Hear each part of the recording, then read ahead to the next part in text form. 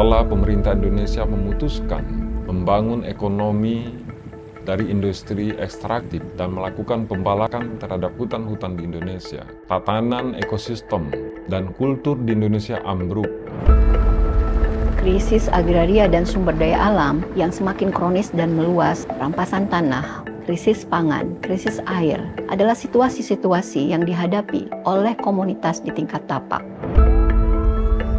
Ancaman terhadap masyarakat adat dan komunitas lokal saat ini semakin kuat.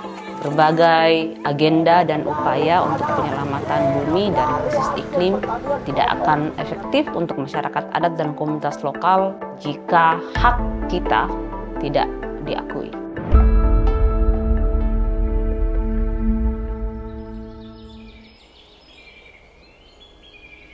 Masyarakat adat dan komunitas lokal secara global merupakan ujung tombak dan kontributor utama di dalam penyelamatan bumi. Saat ini 80% dari biodiversity dan termasuk hutan yang terbaik yang tersisa di dunia itu karena dijaga oleh masyarakat adat dan komunitas lokal.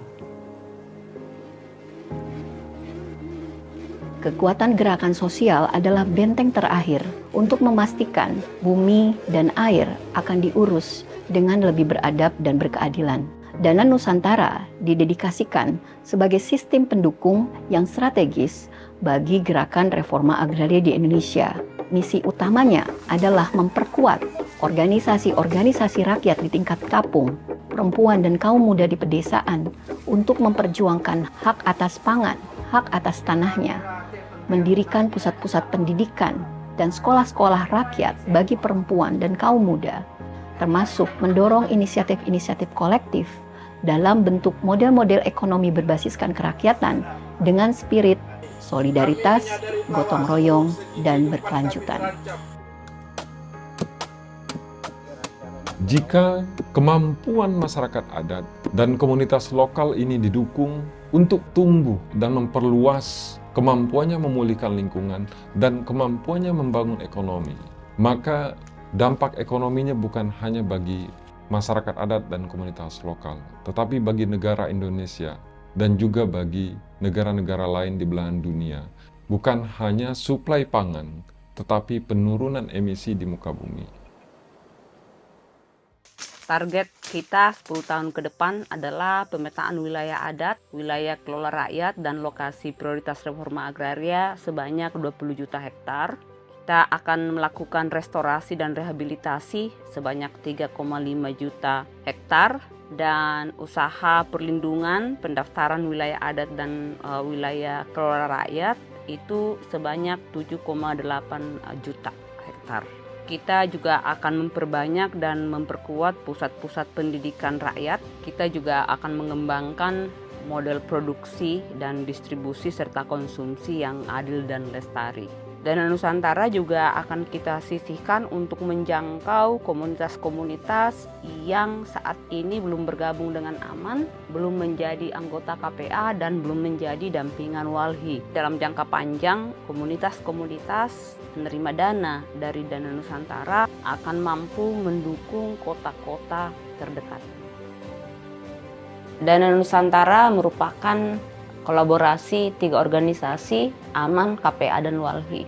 Kita akan memastikan ada sebuah mekanisme yang sederhana, mekanisme yang efisien, efektif, tetapi akuntabel.